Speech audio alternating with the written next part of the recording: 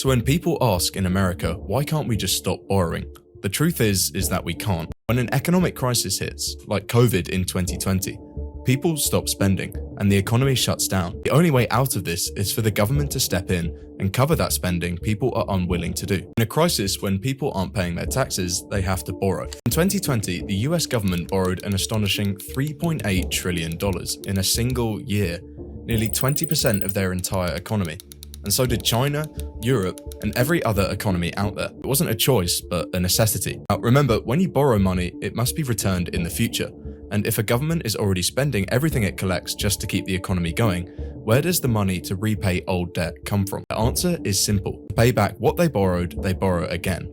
And this debt just never leaves the system. In wealthier countries like Germany and Switzerland, this isn't seen as a major problem. Their bonds are considered safe, so they can keep on borrowing at low interest rates, making debt easier to cycle through. But for developing nations, it's a different story. Higher borrowing costs make each rollover more expensive, and over time, the debt starts to feed on itself. Countries like Sri Lanka and Pakistan have found themselves in a debt trap, where they are forced to just keep borrowing to meet the interest payments on past loans. So when people ask in America, why can't we just stop borrowing?